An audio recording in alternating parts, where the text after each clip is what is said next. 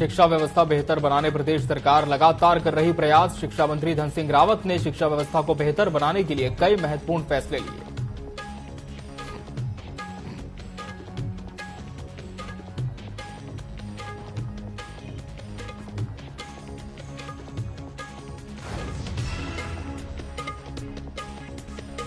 स्वास्थ्य मंत्री धन सिंह रावत ने डॉक्टर्स डे के उपलक्ष्य में डॉक्टर्स को दी कई बड़ी सौगात। कहा, डॉक्टरों का ट्रांसफर होगा तो उनको वहीं पर सब सुविधाएं मिलेंगी।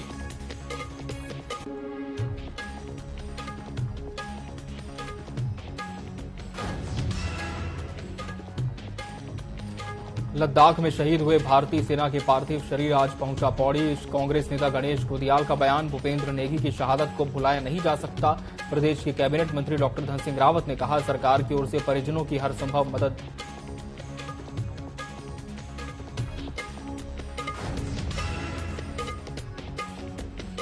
फूलों की घाटी में इस साल पर्यटकों की संख्या में हुआ इजाफा। एक माह में घाटी में करीब 3,500 से अधिक पर्यटक पहुंचे। पर्यटकों के लिए 1 जून को खोली जाती है फूलों की घाटी।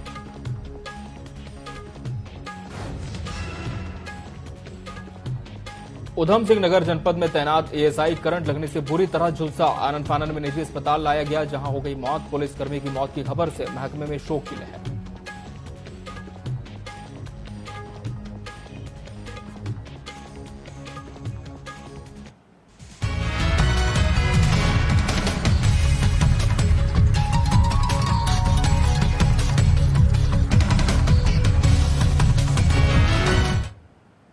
नमस्कार, बहुत स्वागत है आपका न्यूज अपडेट में। मैं हूं आपके साथ अमित शर्मा। उत्तर प्रदेश के हाथरस में एक बड़ा हादसा हुआ है। रतनापुर में भोले बाबा के सत्संग के समापन के दौरान भगदड़ मच गई। हादसे में 100 से ज्यादा लोगों की मौत हो गई और करीब 150 से ज्यादा लोग घायल हैं। कई लोगों की हालत गंभीर है। मृतकों की संख्या बढ़ सकती है।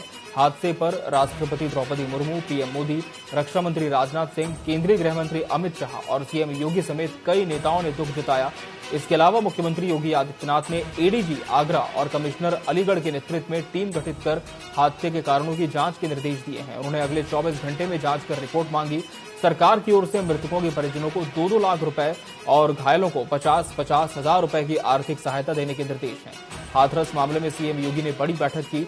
कल मुख्यमंत्री योगी आदित्यनाथ खुद हाथरस जाएंगे। तो कल हाथरस जाएंगे सीएम योगी आदित्यनाथ। सत्संग के दौरान भगदड़ मची और ये बड़ा हादसा हुआ है और बेहद दुखद पहलू इस घटना का ये रहा कि इसमें कई लोगों की मौत हुई है और सीएम योगी आदित्यनाथ ने एक्स पर पोस्ट करते हुए मृतकों के प्रति अपनी संवेदना व्यक्त की है और घायलों को हर संभव मदद के निर्देश भी दिए हैं, आश्वासन भी दिया है। राष्ट्रपति और रक्षा मंत्री ने भी इस घटना पर दुख जताया, हादसे पर दुख जताया है। हाथरस से खबर आपको बता रहे हैं, मृतकों के परिजनों को 2-2 लाख रुपए का मुआवजा दिया जाएगा। घायलों को 50-50 हजार रुपए की आर्थिक सहायता दी जाएगी। मुख्यमंत्री योगी आदित्यनाथ खुद इस घटना के बाद से लगातार हर पहलू की मॉनिटरिंग कर रहे हैं और कल योगी आदित्यनाथ हाथरस भी जाएंगे। इस पूरे मामले की जांच के लिए हम लोगों ने एडिशनल डीजी आगरा की अध्यक्षता में मंडलायुक्त अलीगढ़ को शामिल करते हुए एक टीम बना करके उन्हें अविलंब रिपोर्ट उपलब्ध कराने के लिए कहा है। आदरणीय प्रधानमंत्री जी ने भी और आदरणीय गृह मंत्री जी ने भी इस घटना पर अपना गहरा दुख व्यक्त करते हुए शोक संतप्त परिजनों के प्रति अपनी संवेदना व्यक्त की है और भारत सरकार ने भी और राज्य सरकार ने भी मृतक के परिजन को 2-2 लाख रुपए की और गंभीर रूप से घायल परिवारों की नागरिकों के लिए भी 50-50 हजार रुपए की सहायता की घोषणा की है। राज्य सरकार इस पूरी घटना की तह में जाएगा। यह हादसा है या साजिश, यह भी हम इसकी तह में जाकर के इसको देखेंगे। तो सुना आपने, मुख्यमंत्री योगी आदित्यनाथ ने कहा है कि राज्य सरकार इस पूरी घटना की तह तक जाएगी। उन्हें साजिश का भी अंदेशा है। और इस खबर पर हमारे सहयोगी दीनदयाल हमारे साथ जुड़ चुके हैं। दीनदयाल, किस तरह से ये पूरी घटना पेश आई और बेहद दुखद हादसा है, मृतकों का आंकड़ा कहां तक पहुंचा है और अभी क्या अपडेट है?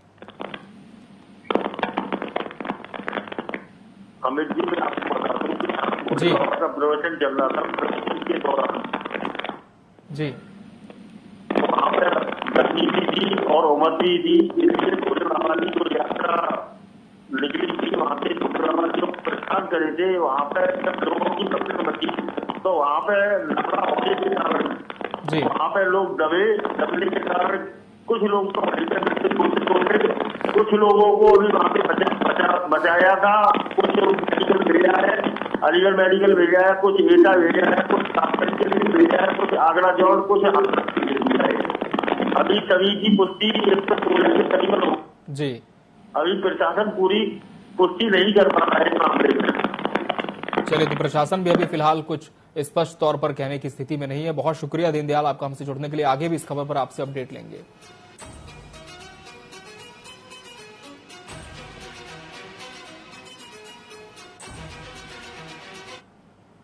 बढ़ते हैं आगे। लद्दाख में शहीद हुए भारतीय सेना में डीएफआर भूपेंद्र नेगी का पार्थिव शरीर मंगलवार को पौड़ी पहुंचा। उनके पार्थिव शरीर को उनके पैतृक गांव बिशल्ड लाया गया। शहीद भूपेंद्र नेगी के आखिरी दर्शन के क्षेत्र के लोग एकजुट हुए। सभी लोगों ने पाबौ घाट में सैन्य सम्मान के साथ उन्हें अंतिम विदाई दी। शहीद के पार्थिव शरीर का नम आंखों से अंतिम संस्कार हुआ। कांग्रेस नेता गणेश गोदियाल ने कहा कि बिशल्ड गांव के रहने वाले भूपेंद्र नेगी की शहादत को भुलाया नहीं जा सकता। अपनी वीरता का परिचय देते हुए वो देश के लिए शहीद हुए हैं। बालक जो कि यहाँ पर बिशल्ड गांव के कुंवर सिंह नेगी जी का बालक, हमारे बहुत ही होनहार युवा जो कि फौज में देश की सेवा करते हुए वीर गति को प्राप्त हुआ। आज उनकी अंत्येष्टि के मौके पर हम सब लोग यहाँ श्रद्धांजलि देने आए हैं।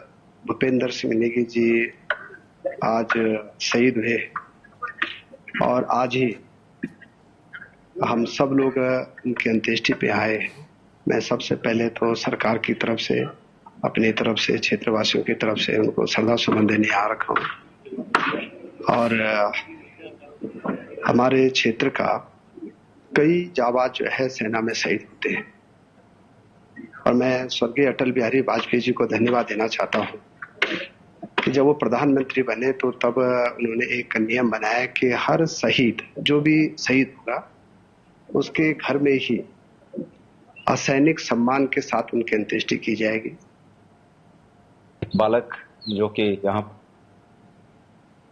उत्तराखंड कांग्रेस के मुख्य प्रवक्ता गरिमा मेहरा दसौनी ने राहुल गांधी के भाषण पर भाजपा के झूठ को उजागर किया है और कहा कि भाजपा का काम सिर्फ और सिर्फ झूठ बोलना, बयानों को तोड़ना मरोड़ना और कांग्रेस को बदनाम करना है। दसौनी ने कहा कि उत्तराखंड के कैबिनेट मंत्री प्रेमचंद अग्रवाल को तो राहुल गांधी और उनके बयान पर बोलने का कतई अधिकार नहीं है। दसौनी ने आगे कहा कि हिंसा का प्रतीक तो खुद प्रेमचंद अग्रवाल हैं, जिन्होंने सरेआम अपने आरएसएस के एक कार्यकर्ता को गनर और ड्राइवर के साथ मिलकर बुरी तरीके से पीटा था।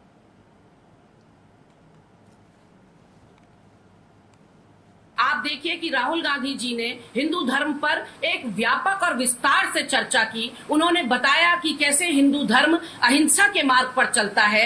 हिंदू धर्म प्रेम करना सिखाता है, नफरत नहीं सिखाता। हिंदू धर्म डरो और डराओ मत की राजनीति पर चलता है।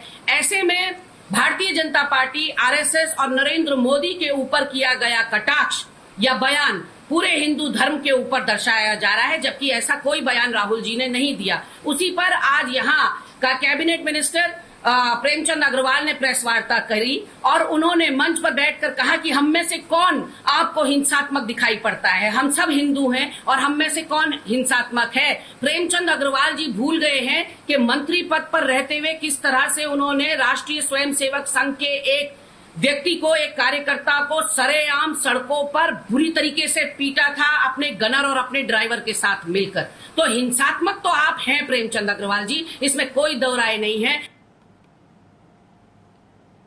वित्त मंत्री प्रेमचंद अग्रवाल ने राहुल गांधी पर तीखा हमला बोला। भाजपा प्रदेश मुख्यालय में प्रेस को संबोधित करते हुए प्रदेश के वित्त मंत्री प्रेमचंद अग्रवाल ने लोकसभा में नेता प्रतिपक्ष राहुल गांधी पर गंभीर आरोप लगाए और कहा कि राहुल गांधी ने लोकसभा में जिस प्रकार का व्यवहार किया, उससे उन्होंने नेता प्रतिपक्ष की गरिमा को तार तार कर दिया है। उन्होंने कहा कि महामहिम राष्ट्रपति के अभिभाषण के बाद राहुल गांधी की भाषा शैली गैर जिम्मेदाराना रही है। प्रेमचंद अग्रवाल ने राहुल गांधी पर हिंदुओं का अपमान करने का भी आरोप लगाया। तमाम हमारे साधु संतों ने जब दिल्ली में प्रदर्शन किया था, हजारों उन लोगों पे गोलियां चलाई गई थी, अनेकों लोग उसमें मारे गए थे, तब वो हिंसा नहीं थी। और आज मुझे बताइए, जितने भी यहाँ लोग बैठे हैं, आज मैं भी कह रहा हूं, मैं हमेशा एक बात कहता हूं, गर्व से मुझे गर्व है कि मैं हिंदू हूं। अब बताइए किस रूप में मुझे आप हिंसक कहेंगे? एक एक व्यक्ति जो यहां बैठा है, किसको आप हिंसक कहेंगे? आप में से भी अधिकांश लोग मेरे हिंदू भाई हैं, आप हिंसक हैं, इसका मतलब यानी किस प्रकार से आप एक राजनीतिक स्वार्थ के कारण आप हमारे हिंदू समाज को बदनाम करने के लिए काम कर रहे हैं, इस प्रकार का बयान दे रहे हैं।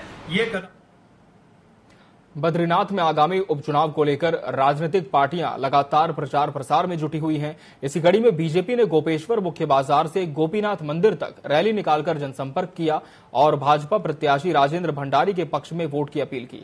आपको बता दें, आगामी 10 जुलाई को उपचुनाव होना है, जिसे लेकर पार्टी के दिग्गज नेता डोर टू डोर जाकर जनसंपर्क कर रहे हैं और वोट की अपील कर रहे हैं।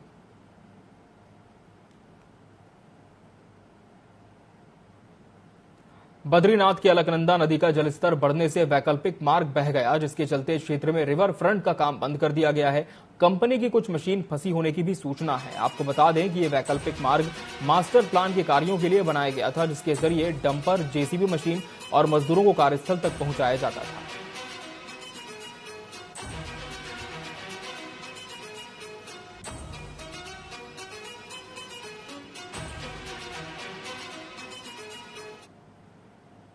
नैनीताल के नगर पालिका सभागार में होटल, रेस्टोरेंट एसोसिएशन, व्यापार मंडल और विभिन्न संगठनों से नगर पालिका प्रशासक केएन गोस्वामी ने बैठक की।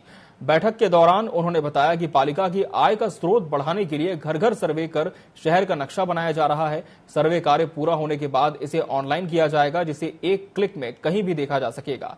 उन्होंने कहा कि शहरी विकास निदेशालय ने एक्ट में संशोधन कर टैक्स क्लियर होने और म्यूटेशन में भी सुविधा मिलने लगेगी।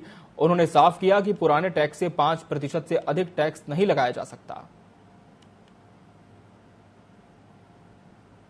फ्री, फेयर और ट्रांसपेरेंट मैनर में ये सब चीजें हो सकें, इससे उनको भी काफी लाभ हैं। जैसे उनका म्यूटेशन की प्रक्रिया है वो आसान हो जाएगी, प्रॉपर्टी ट्रांसफर की प्रक्रिया वो आसान हो जाएगी, वैल्यूएशन उनको जो बार बार वैल्यूएशन के लिए जाना पड़ता है वो नहीं होगा, वो हर 5 साल में अपने आप अपडेट हो जाएगा। तो इस तरीके से ये विन विन सिचुएशन वाला एक्ट है। और इसमें एक चीज ये भी रखा गया है कि इसमें जब हम उसका असेसमेंट कर लेंगे, तो रामटेक संस्था के द्वारा उसको असेसमेंट किया जा रहा है, उसका 0.01 से लेकर के 1% ही केवल नगर पालिका द्वारा टैक्स लगाया जाएगा। और दूसरा राइडर इसमें यह है कि जो टैक्स लगाया जाएगा वो जो है, जो पिछला टैक्स वगैरह होगा, अभी तक हम ARV पे रह रहे थे, एनुअल रेंटल वैल्यू पे, उससे वो टैक्स किसी भी स्थिति में 5% से ज्यादा नहीं। राज्य के सैनिक कल्याण मंत्री गणेश जोशी ने देहरादून के गुनियाल गांव के सैन्यधाम स्थल में प्रधानमंत्री नरेंद्र मोदी के आह्वान पर एक पेड़ मां के नाम अभियान के तहत मां के सम्मान में आंवले के पौधे का रोपण किया और एक पेड़ मां के नाम के अभियान की सैन्यधाम से शुरुआत की। अभियान के तहत सैन्यधाम स्थल में 200 से अधिक विभिन्न प्रजाति के पौधों का रोपण किया गया। इस अवसर पर मंत्री गणेश जोशी ने प्रकृति के संरक्षण और संवर्धन की दिशा में इस राष्ट्रव्यापी अभियान में अधिक से अधिक अपनी सहभागिता सुनिश्चित करने का प्रदेशवासियों से अपील की।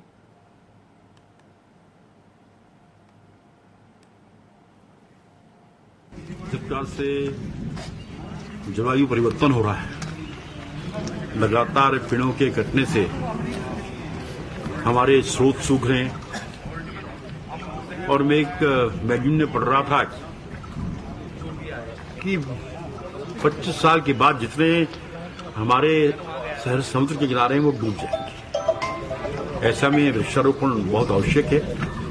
और माननीय प्रधानमंत्री जी की प्रेरणा से एक पेड़ मां के नाम उसकी अभियान की शुरुआत आज हमने अपने सैन्यधाम से की है। अपने कार्यकर्ताओं के साथ लगभग हम 100-200 पेड़ आज यहाँ पर लगा रहे हैं। राज्य के आपदा प्रबंधन सचिव रंजीत सिन्हा ने विभिन्न केंद्रीय अनुसंधान संस्थानों के वैज्ञानिकों के साथ देहरादून सचिवालय में बैठक की। बैठक में मानसून सीजन की तैयारियों के संबंध में चर्चा की गई। साथ ही विभिन्न आपदाओं को लेकर जोखिम आकलन, न्यूनीकरण, राहत और बचाव कार्यों पर विस्तार से चर्चा हुई। आपदा प्रबंधन सचिव ने कहा कि आपदा प्रबंधन एक विभाग का काम नहीं है, बल्कि कई विभागों के आपसी सामंजस्य और तालमेल से आपदा की चुनौतियों से निपटा जा सकता है। इशू पे सारी जो तकनीकी एजेंसीज हैं भारत सरकार की, उनसे विचार विमर्श किया है। एक तो लैंडस्लाइड है, दूसरा जो वेदर कंडीशन है उसके संबंध में जो हमारी फोरकास्टिंग होती है, मीडियम रेंज फोरकास्टिंग और नाउ कास्टिंग, वेदर से रिलेटेड उसके संबंध में, और अर्थक्वेक के संबंध में, और फ्लड मैनेजमेंट के संबंध में। तो इसमें लैंडस्लाइड के इशू पे GSI और अन्य जो बॉडियाँ, अन्य इंस्टीट्यूट काम कर रहे हैं और हमारी लैंडस्लाइड मिटिगेशन सेंटर काम कर रही है, उनको एक निर्देश हमने दिया है कि जो हॉट स्पॉट्स हैं, जहाँ जहाँ लैंडस्लाइड हो रहे हैं, उसके हिसाब से, उसके आधार पे हम एक लैंडस्लाइड का एक मॉडल क्रिएट करें, ताकि कहीं पर भी उत्तराखंड में स्लोप और अन्य जो पैरामीटर्स उसके हिसाब से रेनफॉल के आधार पे हम प्रिडिक्शन कर सकें कि कहाँ पे लैंडस्लाइड होने की संभावना बन सकती है। एक तो ये है जिसमें GSI, वाडिया, हमारी लैंडस्लाइड सेंटर और अन्य जो संस्थाएं उसमें काम करेगी। दूसरा जो वेदर फोरकास्टिंग के संबंध में और नाउ कास्टिंग के संबंध में, हमने फोरकास्टिंग सेंटर से ये कहा था कि जितने भी हमारे डॉपलर रडार्स हैं, वेदर स्टेशंस हैं, कहाँ कहाँ का डेटा जिसका कि फोरकास्टिंग में इस्तेमाल किया जा सकता है, तो उन्होंने एक स्टडी करी है। उधम सिंह नगर के पुलभट्टा थाने में तैनात ASI की करंट लगने से मौत का मामला सामने आया है, जहां ASI दीवार पर कपड़े सुखाने के लिए गया हुआ था। इस दौरान दीवार से सटे हुए लोहे में करंट फैलने की वजह से वो करंट की चपेट में आ गए, जिसके बाद आनन फानन में उन्हें अस्पताल ले जाया गया, जहां डॉक्टरों ने उन्हें मृत घोषित कर दिया। मामले की सूचना पर पुलिस मौके पर पहुंची और शव को पोस्टमार्टम के लिए भेज दिया।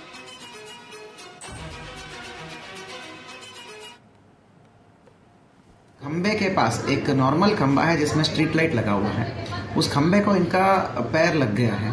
तो उस हालत में पाया गया कि ये बिल्कुल धड़ करके आवाज आ गया। तुरंत आसपास के पुलिस वाले चले गए, उनको निकालने की कोशिश किया। ये देखा गया कि पैर चिपक गया था उनका खंबे में और बिजली से झुलस रहे थे। तो तत्काल जो है 2 कर्मचारियों ने इन्होंने निकालने की कोशिश करा, तो उनको भी करंट झुलस गया और वो पीछे पड़ गए, मतलब वो पीछे फेंके गए। परंतु ये जो हमारा सुरेश बसपाला जी है, उनका पैर के साथ शरीर चिपक गया था उसमें, तो तब जाके डंडे से तुरंत जो है उनको अलग कर लिया गया। तब तक वो बेहोशी, मतलब नॉन रेस्पॉन्सिव हो चुके थे, तो तुरंत CPR दे दिया गया पूरी टीम द्वारा। सरकारी गाड़ी में तत्काल जो है किच्चा हॉस्पिटल और तदोपरांत जो है गौतम हॉस्पिटल लेके गए, परंतु वहाँ पर पूरी एक्टिविटी कार्डियक की नहीं थी। CPR लगातार प्रोटोकॉल के तहत दिया गया।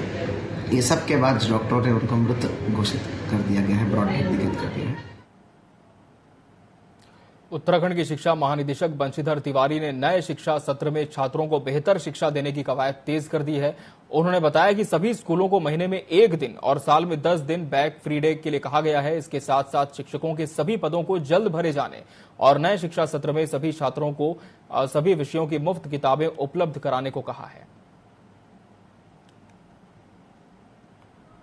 इसमें देखिए, हमारी निःशुल्क जितनी पाठ्य पुस्तकें हैं 1 से 12 तक की सभी छात्रों के हाथों में पहुंच चुकी हैं। हम लोग औचक निरीक्षण भी शुरू कर रहे हैं और जिन बच्चों की बोर्ड परीक्षाएं हैं उनको बोर्ड प्रश्न पत्रों के माध्यम से अभ्यास करा करके हमारा प्रयास रहेगा इस बार अधिक से अधिक टॉपर हमारे बोर्ड से आए।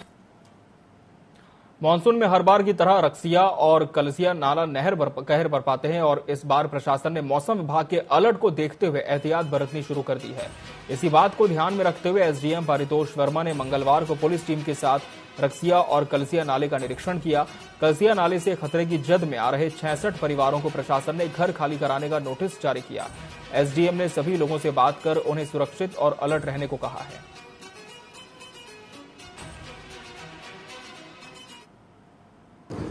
देखिए, बारिश को देखते हुए यहाँ पे क्योंकि 3 दिन का रेड अलर्ट भी है और कलसिया नाला क्योंकि विकराल रूप धारण करता है, तो इसी को देखते हुए यहाँ पे नोटिस भी दिए गए जितने परिवार हैं और यहाँ पे ये चेतावनी दी गई है कि जब भी बरसात हो ये अपने घरों से सुरक्षित स्थान पे चले जाएं। और यहाँ पे एक स्कूल है जिसको चिन्हित किया गया है जहाँ पे आप लोग जा सकते हैं, यही अवगत कराने के लिए और यही जानकारी देने के लिए कलसिया क्षेत्र का भ्रमण किया गया है। और साथ ही यहाँ पे जो कार्य चैनलाइजेशन का था वो सिंचाई विभाग द्वारा किया जा चुका है, तो कि संतोषजनक सभी स्थानीय नागरिकों द्वारा बताया गया। सर, कितने घर है जो खतरे की जद में हो, क्या कुछ रहने की उनकी व्यवस्था भी कर रहे हैं आप लोग? देखिए, 66 परिवार हैं जिनको नोटिस दिए गए हैं जो नाले के बिल्कुल समीप हैं और खतरे की जद पे हैं।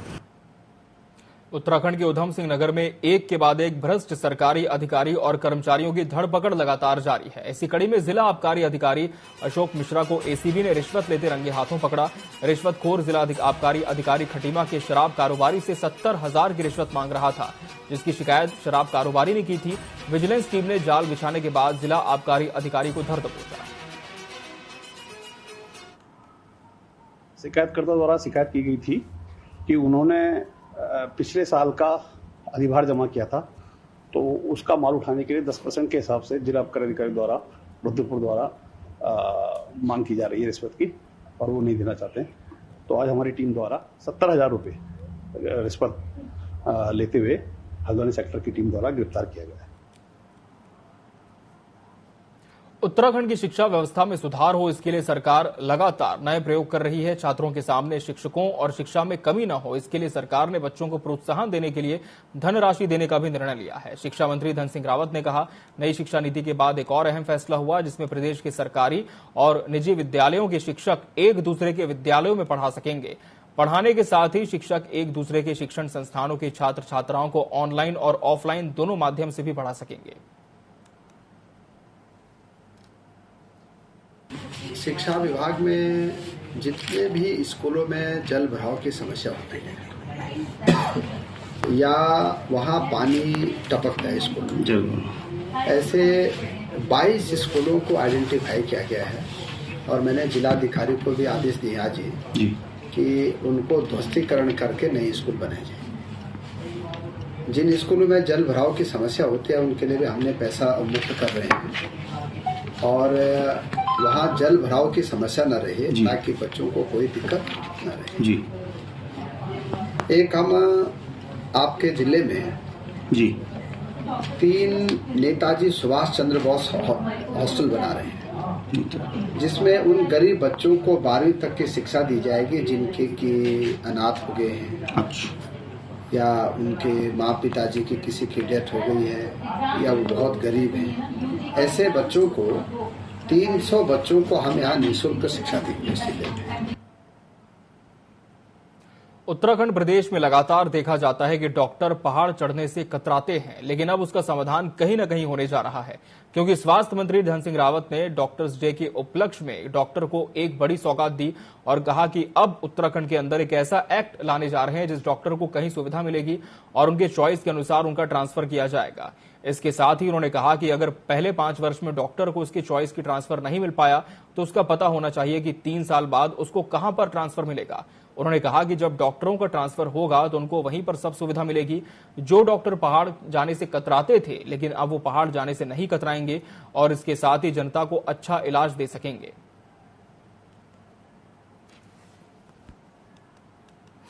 साहब की अध्यक्षता में एक कमेटी गठित की है कि डॉक्टर्स को जब भी वो किसी भी हॉस्पिटल में जाते हैं, उनका जब ट्रांसफर होता है या ज्वाइनिंग होती है तो उनके लिए आवास भी वहाँ पे हो जाए, उनके लिए सारी व्यवस्था हो जाए ताकि वो अच्छा से वहाँ पे मरीजों को देख पाएं। और मुझे लगता है कि अगर ये सुविधा हमने पूरे राज्य में कर दी तो डॉक्टरों को एक अच्छा जो है सुविधा मिले।